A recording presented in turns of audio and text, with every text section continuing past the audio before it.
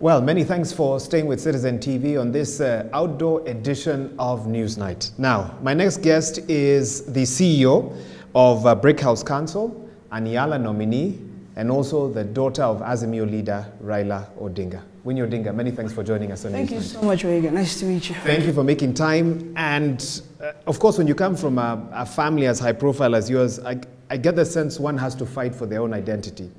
So I want to begin by asking you this evening, who is Winnie Odinga? Winnie Odinga is many things. I think we're all not just one thing. I am a student, I'm a daughter, I'm an auntie, I'm a communicator, I'm an African, I'm many things and more. It's quite heavy. And of course, a family that's known to be, a big name on the political scene. We didn't know much about you previously. Actually, we knew a lot more about your sister.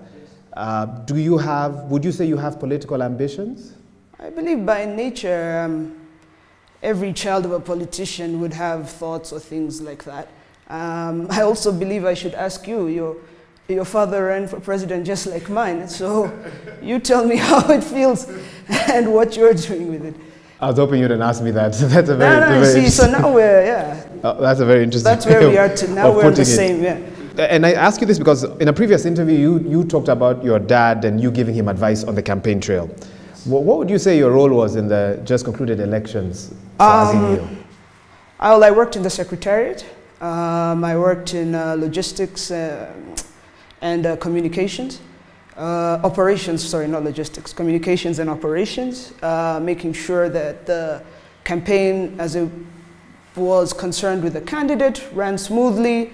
We had T-shirts out on time, messaging, involving the youth, different aspects of the campaign. It's not my first presidential campaign. I've worked on 5 on the continent. I've worked in Tanzania, Zimbabwe, DRC, here, of course, too. So it's something I enjoy, something I've learned over the years. It's something I'm quite passionate about. From an insider's perspective, what worked and what did not work? Everything worked. The campaign was successful. Some see it differently, especially supporters of Azimio. Well, there's a difference between the campaign and the election day. The campaign was absolutely successful. The election day is not a question for me to answer. Who is it a question for? Chebukati, perhaps. I don't know. Okay. It's not me, it's not Winnie Odinga. And I was hoping that you'd be able to shed more light on that because there have been all sorts of allegations out there. Some speak about resource mismanagement, others speak about sabotage, and many other things as well. The question of sabotage is really ridiculous to me. This is my father, so I don't believe anybody worked harder on that campaign than me, except himself. I didn't sleep for 1 year straight. We put all the work in, we worked with different people. People were there for their own agendas. People were there to sabotage us. People were there to do all sorts of things. And I believe I took care of the candidate and prepared him as best as could for him to succeed. Will the truth about what happened come out anytime soon, in your view? I hope so. I'm itching. But again, it's not my story to tell. Well, what do you say were the low and high moments during the campaign period? And the election process as well? Well, campaign is fun. It's fun. It's fun to go out there, to travel the country, to meet different people, to experience new things, try new ideas. Campaign is just a lot of fun. The low moments, of course, the whole country has seen it, if the whole country is not going through its own low moment. But during the campaign itself, the highs were much more than the lows. Yes. Your critics say that you are overprotective, you micromanage the campaigns. If I was overprotective, I see that as a compliment. He's my father. Everybody can call him Baba, but he's my father. At the end of the day, this is my blood. I come from him. He's the one who's taught me everything I know. He's the one who's put me in the positions that I am in. And so I don't see any problem with being overprotective. I think when people look back, they always look for somebody to blame. As much as I love campaign, I was hardly on the campaign trail. You have politicians saying I kept him away from them, but they were out in the field with him. They were with him more than I was ever with him. And so I think it's just, it's a lot of mudslinging. A lot of people are perhaps threatened because a lot of our skills came out. The campaign was about 80% young people. And you know, people don't like to be seen as irrelevant or to shake the status quo. So now perhaps as things are transitioning, they're just trying to silence me, perhaps. You know, this happens in many forms, many countries. They silence my brother, my sister. And for me, I'm going to continue doing what I think is right for this country. What do you mean they silenced your siblings? What does that mean? Well, there's a reason you're sitting here. I'm sitting here, and you're not sitting with any of those other two. I think they've tried, when it comes to us, children of politicians, and Wahiga, you don't get this. I don't know why you don't get this as a son of a politician. I think it's become sort of a witch hunt these days. And when you're a child of a politician, let's say your father owned a store, Lalji and Sons. Lalji does his shop, his sons do it, eventually his grandsons, whether it's a mechanic, Kamau, butcher, or whatever it is, you're allowed to do that. But when it comes to children of politicians, and not all, just especially this family, the only argument they place is that you're related to this person. Not a judgment of character, not knowledge, inquisition, not experience, not anything. As far as that's concerned, you're given a different standard, which is the one thing about you that you are unable to change. Nobody sat in heaven with God and said, hey, give me that guy, I want that guy to be my dad. Nobody picks. And for me, I'd like to paraphrase Wangari Maathai. The only part of my anatomy that is concerned right now is from my neck above. Nothing else, not my blood type, not any other part of me should I be judged for except what I know and what I say. I'll be talking a little bit about your potential political ambitions shortly, but before that, you spoke about pouring your heart and soul into the campaigns. You've pointed a few fingers here and there in regards to what went wrong. How did you feel when it was all now very clear that Kenya Kwanza had won and Azimio had lost? I'd use different words to describe that, but I shan't today. Of course, it was devastating. All that work, all those hours, all those people, people that relied on us so that this didn't happen, or that the outcome would go in a different way, is devastating. This is where I'm from. These are my people. And it's difficult. It's difficult to let them down because for a lot of them, Raila Odinga's hope out of a desperate or pathetic situation. So it's certainly been difficult. But we have to find ways out. With hindsight, any regrets? Anything you wish was done differently? Yes, absolutely. I wouldn't say regrets. In fact, the funny thing is I wish I was as aggressive as the person they describe on social. I wish I, at certain times, was as aggressive as the person that they do describe, yeah. Now coming back to where we are today, and a tweet that you put out, I think this was on the 19th of October, you said, I've not applied for Yala, nor has any official communication come from the party, just a disgruntled incoming CS bothered by the girl. What changed since the 19th? of October. We saw that tweet. The But next you're not thing we saying saw it, you're not saying is it cool like me. Oh, It's like, go ahead and say it. Let's see. Yeah, what about it? So you're in the race for the slot in Yala. Yes. Why you? Was I? Why you? Why you for Yala? Why not? Why not me? All the conditions for Yala I have, and I've passed, and I achieved them. So why not me? The tweet in question that you're speaking about, it's true, I was not, I had not applied for Yala, nor was I even thinking of taking this step. However, the influx from different people around the country and consultation with my family pushing me to go made me realize that I would be doing a great disservice to the people who believe in myself or my family if I didn't step up to the plate. Your critics say that, or critics to your move say that it is the name Odinga that has gotten you that nomination. The name Odinga has gotten me very many things. The name Odinga has gotten me into trouble. It's gotten me abused.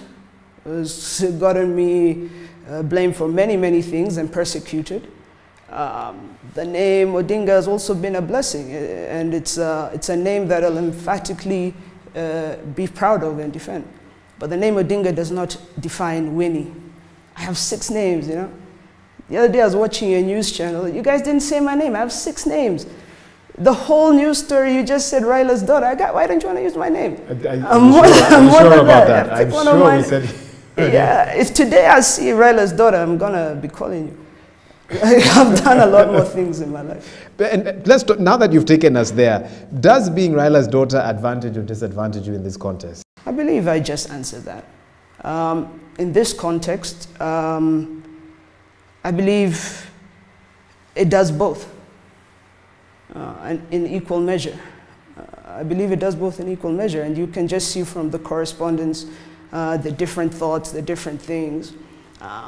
Being Raila's daughter is a disadvantage because they don't want to see what I'm capable of doing. They don't want to hear that. They don't want you to walk through the door, certain people, just because of that. However, being Raila's daughter has enabled me to travel the world, to go to different places. I've been to every country in the EAC except for Burundi. Yeah. And no offense to Burundi, I love the great people of Burundi, but even though I've not been there, I've been there. Because the story of each and every of the 54 African countries is the same. One of poverty, of greed, of corruption, of all these things. And I believe it's completely maladroit for us to continue in the same way of seeing each other as competitors as opposed to us working together as a union. So, yeah, being Raila's daughter allowed me to say that statement right now. The Yala vote is coming up later this week. Both Kenya Kwanza and Azimio MPs will be voting on that.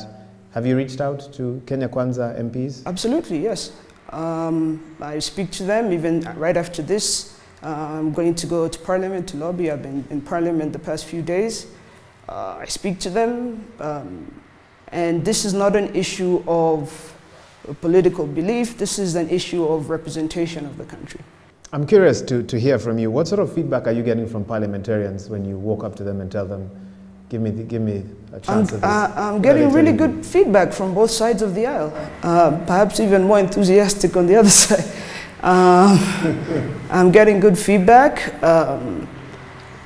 For them, you know, it was a campaign, and the campaign is over, and we have to move on to being more productive. And they're giving me as much time as my competitors to explain what it is I want to do for Kenya, and it's been good, enjoyable. Have you consulted former Yala MPs on what it takes to represent Kenya at that level, and specifically Kennedy Kalonzo?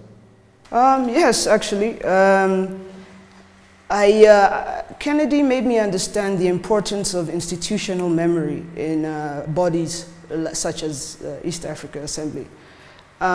He's very knowledgeable. on the happenings on the House, how it works, what are some of the issues pertinent, and made me actually believe that every time we switch regimes for such, especially the East Africa Assembly, all the countries involved, they should keep one member for institutional memory.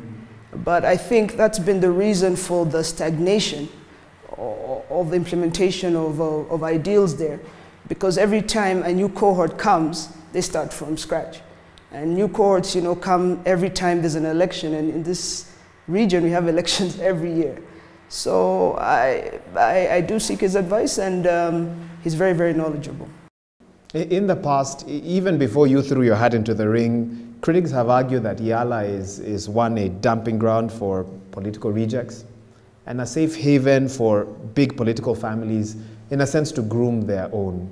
I feel like you're the critic. You keep referring to critics. If you look online at the reaction as soon as the list was out, that was the discussion. Those were the concerns by Kenyans out there. Okay. Well, for me, I'm not going to Yala as a representative of the Odinga family. If that was the case, the Odinga family could have nominated me over dinner 2 days ago. I'm going to represent the people of Kenya, the young people of Kenya, and what I believe they're able to do, and where I see this world is, and where this world is going, let's say in the next 10 to 15 years. Currently, our education system is completely ill-equipped to prepare our young people for the world that is today. Our education system is 30 years in the past. It worries me that even in 15 years, what would our young people be doing when the world has developed even further? They say nowadays a child should begin holding a smartphone by the age of 2. They should have an iPad by 4. By 10, they should be coding, and so on and so forth, and you keep going. And you have people in Kenya who are seeing computers for the first time in university. You have people who can't complete a sentence.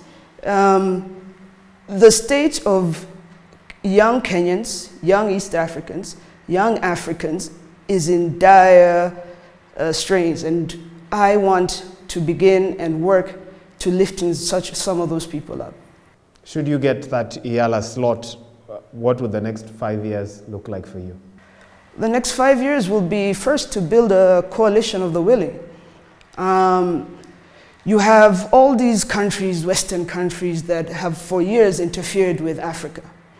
They interfere with our resources, they interfere with our governance.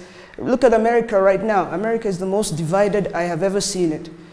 But instead of focusing on themselves, they're interfering on the African continent. And all over the continent, they pick different leaders, different things to put money into. And the result is to leave us, our people, in extreme poverty, offensive poverty, honestly, because they only do it for their own benefit, not for the benefit of the people. So for me, it would be to build a coalition of the willing, people who are like, look, enough of us putting so much emphasis on the political.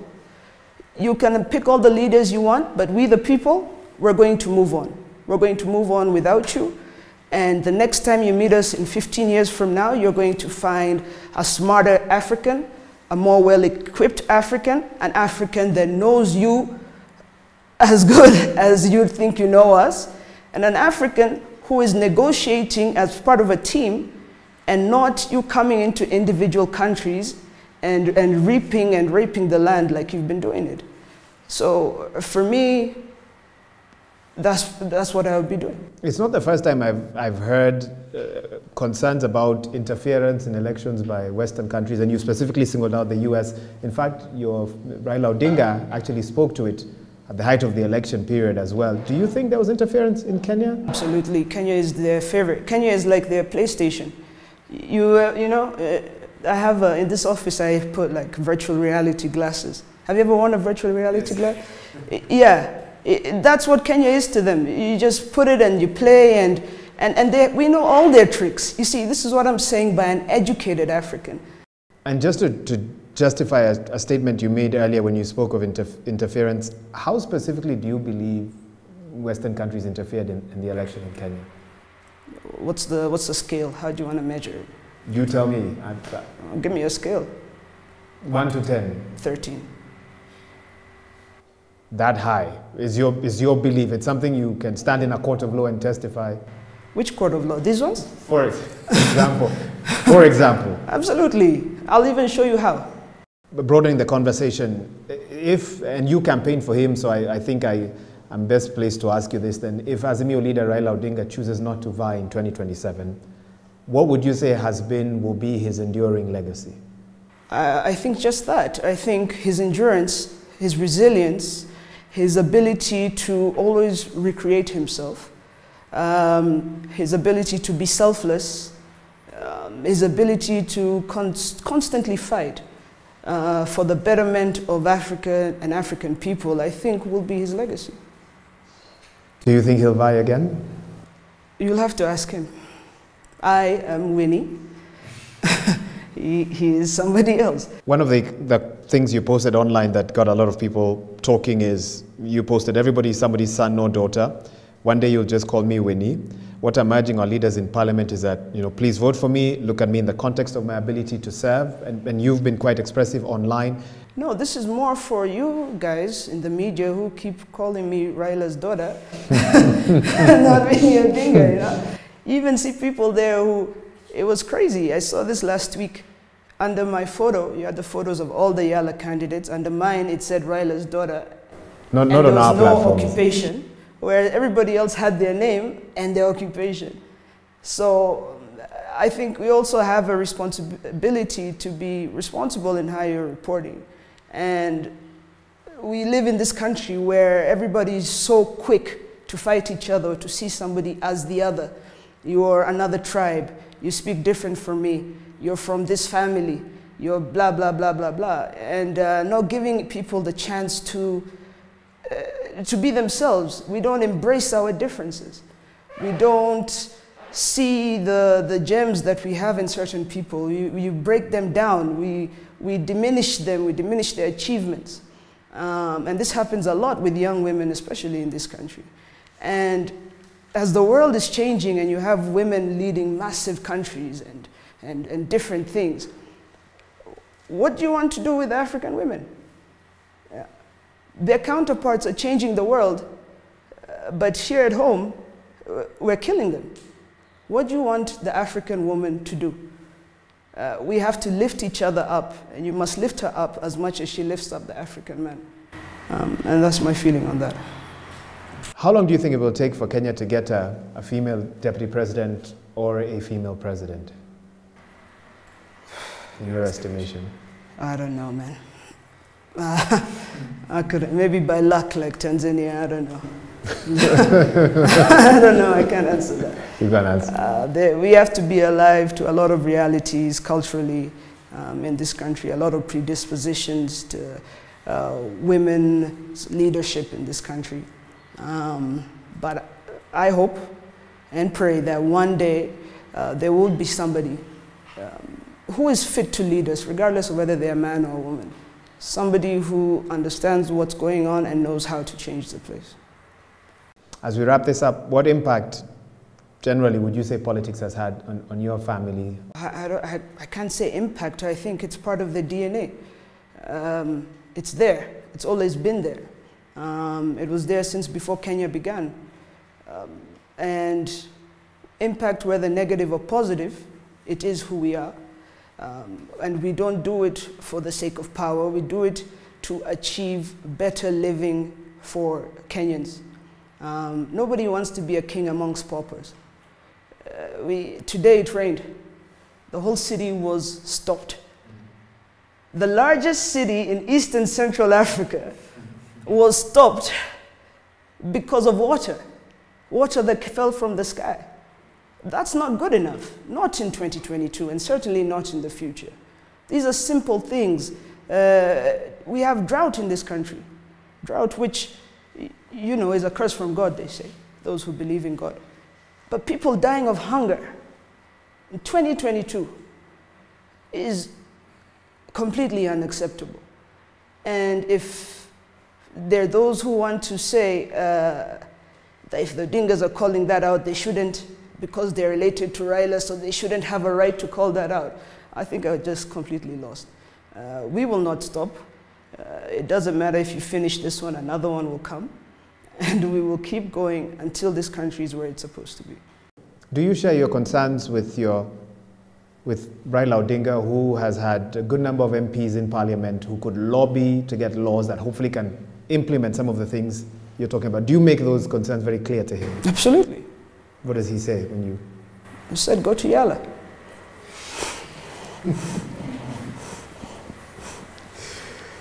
Okay. He says go to Yala. I mean, it's tough, man. Like, I talk to my mom, I speak to everybody. What do you want me to say? What does that family setup look like, just off the cuff? When you have so much pressure that every move you make is a newspaper, how does your family then function? Who gives the directions? Who issues the orders? How does it work? No, nothing really happens. It's normal. I don't think there's ever a day in my life I've opened the newspaper and not seen my last name. I don't believe so. It's normal. It's even part of learning. Like, oh, not everybody loves you. Huh? What are you going to do? Are you going to be broken? Are you going to be strong? It's part of learning. It's part of growing up. Has it changed how you interact now internally with your siblings, with your parents? No, you see, my mother's house is not the chambers of parliament. We don't go there and have political debates all the time. We talk about, sometimes you don't even talk. Sometimes you're watching TV and she's walking by and you're chatting and, you know, it's home. And home is the same everywhere. Home is where you're safe. Home is where you feel loved. And that's what we do there. We're a family. Winnie Odinga, thank you. Thank you very much. Thank you very much for your time. Take care.